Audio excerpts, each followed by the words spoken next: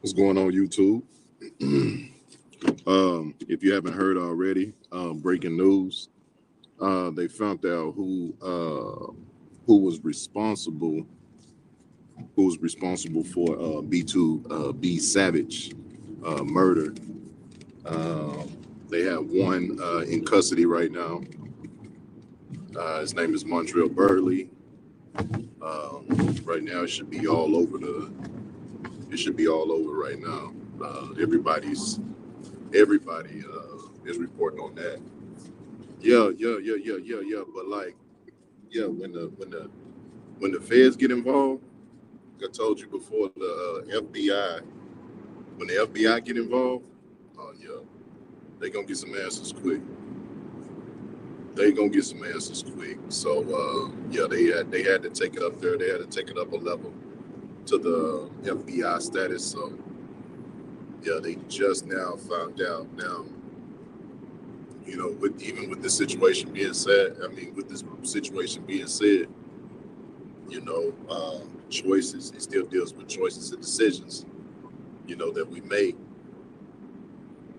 You know, sometimes we're able to get away with those choices. Sometimes not.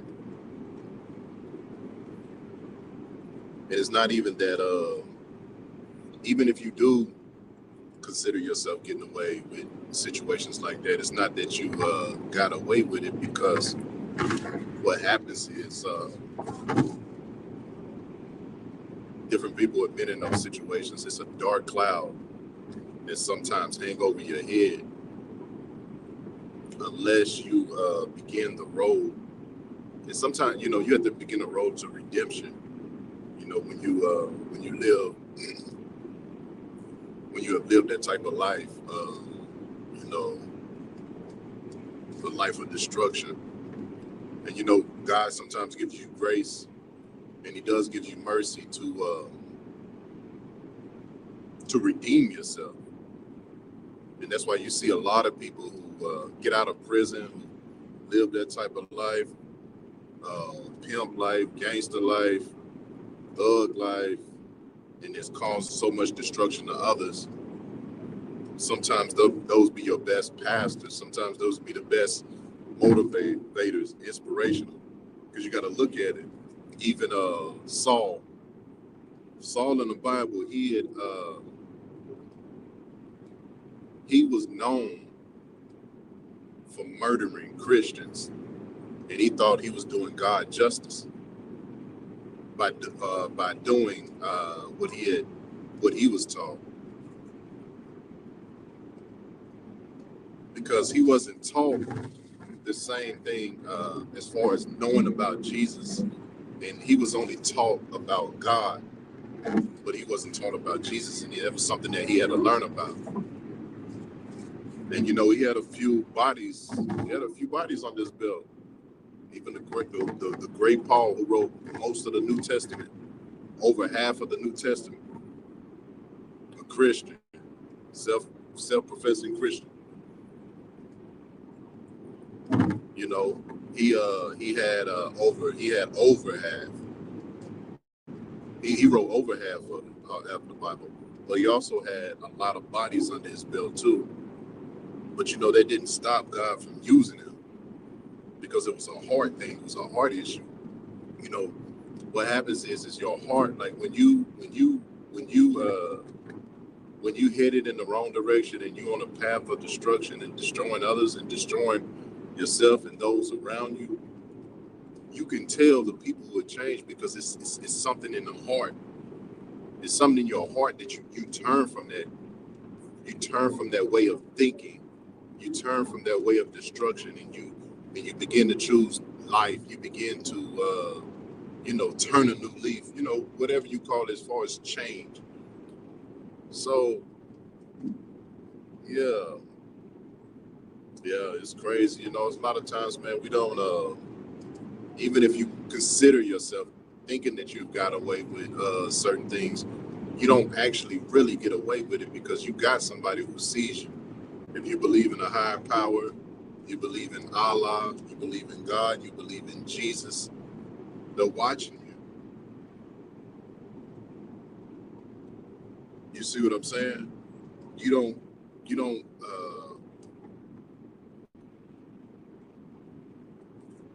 you don't get a chance. You don't get away with things like that and think that everything is gonna be all right. Yeah, it may look like people getting away with it on TV, and you look at their life, and everything is going good for them. You don't know what people deal with behind closed doors when these cameras go off, and when they're by themselves, and in their dreams. Um, it's crazy. It's crazy. It's crazy. I tell you. In your dreams, and you know, and that's why you see like people who sometimes who change and they just go hard at helping people. It's that fire and motivation of those thoughts and all of that stuff that they have done and destruction, what I'm saying, that they have caused on people. It gives them that extra what I'm saying, even go harder. It's almost like they'd be what do they call it, a radical. But sometimes, even in that radicalness, because I can remember, things that I've been through, and a lot of times people thought I was radical when I changed my life, and I wanted to live for God, and I wanted to do, you know what I'm saying, or I wanted to motivate people, inspire people, help people to see things from a different light. And they thought I was radical, when I remember first going to church, but it was just that I was radical, but I was just happy. You know what I'm saying? Happy that the point I was and how low I was, that somebody would think of me to reach down and grab me. You know what I'm saying? And pick me back up and put me back on the right path, even after falling several times. You see what I'm saying? And they would think, or God would think that much of you, because a lot of times, when we're going through this different type of stuff and the stuff that we've been through, could be for the chosen ones, or just, stuff that we have been through, boy, we be feeling like low down to the earth. But when he grab you and pick you up, start putting that confidence in you, putting your feet on solid ground, whoo, it's a whole nother level. It's a whole nother level. But yeah, they found I'm just gonna go back to it. You see the subject. They found who it was. The second person who was involved in that the M word is they say that they on the run now. So, but yeah, it's crazy. It's crazy. So yeah, definitely. Man, we gotta watch our choices. We gotta watch our decisions. We gotta have discernment and understand who's around us, those people that are around us, and we gotta choose. We gotta choose better. We gotta choose wise. So y'all make sure that y'all choose wise. Always choose wise. The people that you let in your circle, or the people that is closest to you, because they have a huge impact. They can have a huge impact on how your life go. Because if they're not operating on that same frequency as you, or they're operating on a frequency that is not conducive to where you're going in life, it can derail you. So you got to be aware. You got to be aware of the people energy. You got to be aware of what they have around them, because a lot of times you can be in the process of redeeming yourself, but then you got somebody who's in the mindset of, they acting like they're redeeming themselves, but they really not changing, or they really don't want to change. So you got to be careful of that. You got to be careful of the people that you associated with, that you are close to, especially when you're talking about choosing your mate. Man, that's so important. That's so important. Choosing a wife or somebody that you plan on being with for the rest of your life, you better make sure you choose that correctly, because they will have a lot of influence on you. And you got to make sure that people have the right mindset and that's conducive to your life and where your life is going. Like you said, like I said before, you can get your life derailed. Same story in the book, Samson and Delilah. God still had grace on him. He probably could have done better and greater things, but that was the life, you know what I'm saying, he had chose. That was the life he had chose. But yeah, it's all good though. Just make sure that y'all making right choices and right decisions, right people around you. Man, it's serious. It's serious. So like I said, they found out who did it. Like I said, the second person's on the run. Let this be a lesson, boys and girls. You know, let that be a lesson. What you know, whatever the situation is. I mean, this was it's a senseless tragedy. You know, you can't say it was, I don't know who fought it with all this other type of stuff. You know, I mean, we can get all into that and we can get technical, but at the same time, just learn from this situation. You know, we getting to a point to where we're losing a lot of our young men over senseless. I'm talking about we losing a lot of young men over senseless crime. Even though, you know, I'm not saying that. I mean, I don't know B2B Savage. I don't know him like that. But at the same time, man, you know, how many more of us have to go? You know what I'm saying? Before we wake up. Man, better wake up. You know. You know, it's the one song. It's like living to die. Living to die? No.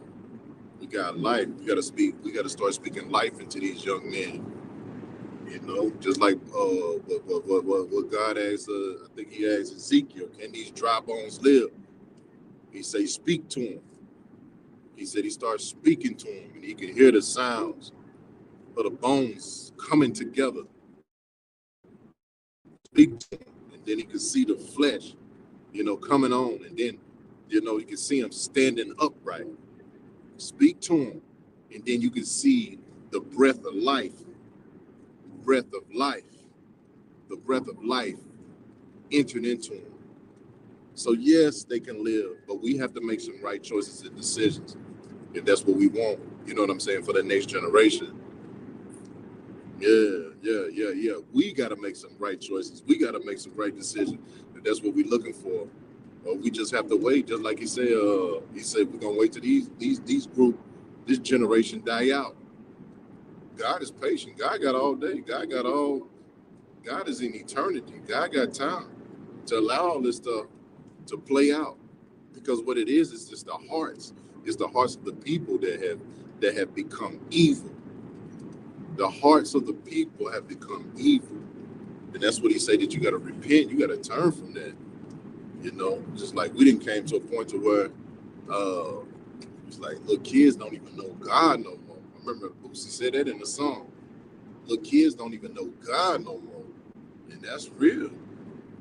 That's real. If you look at the statistics, look at how we treat our, you know what I'm saying, the fatherless children. Look at it. Look at the rate. Look at this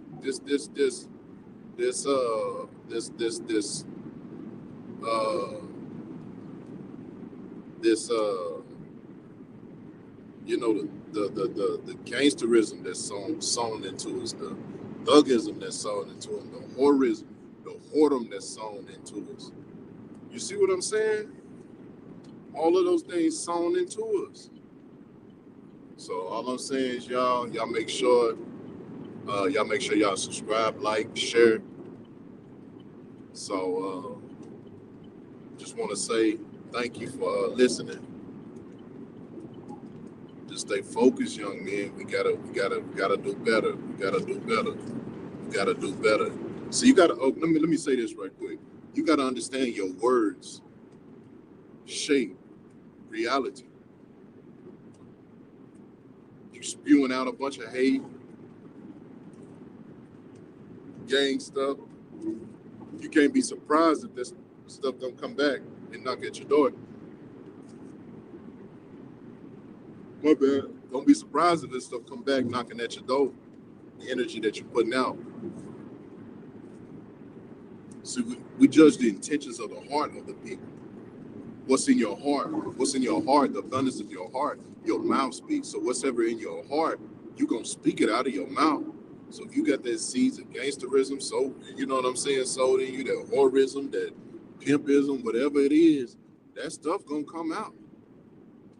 Now the good thing about it is, the one thing about it is that even though you're still talking like that, God can turn around and use that, what you knew in the game.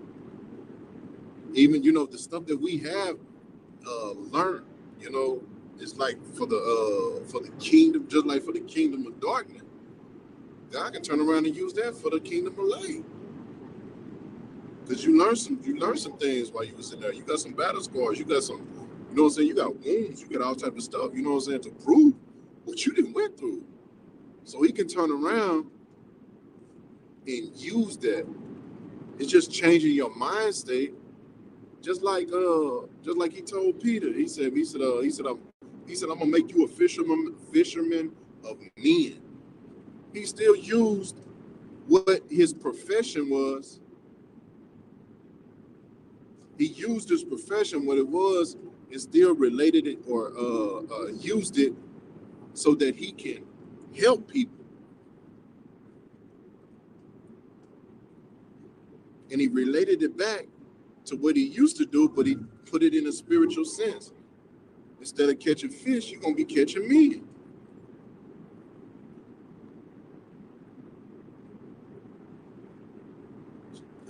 I can go ahead and go deeper with that.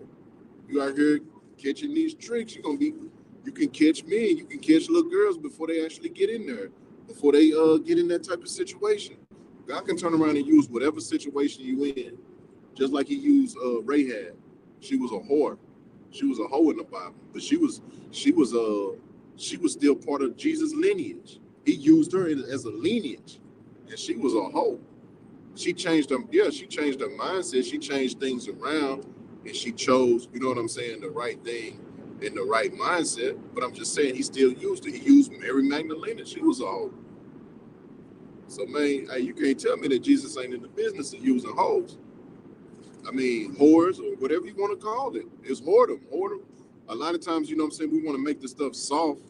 And to make it soft, I understand, you know, we got to make it soft for the camera, but that is what it is. It's whoredom. He said, you hoard yourself out.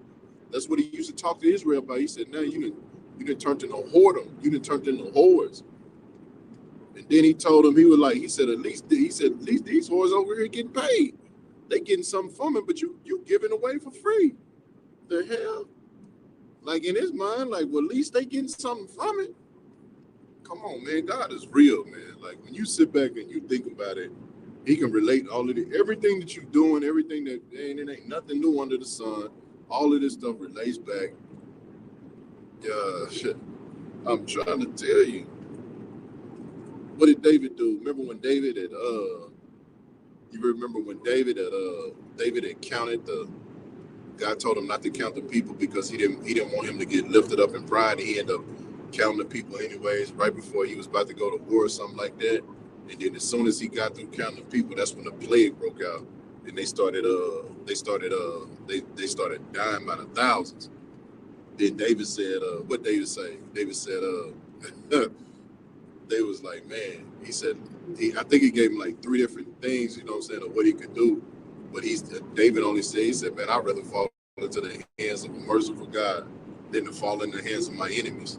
Because ain't no telling what my enemy's going to do to me. So that's what he did. And God ended up stopping the plague, but he had to go back. He had to sacrifice. He had to go sacrifice an offering, you know what I'm saying, to stop the plague.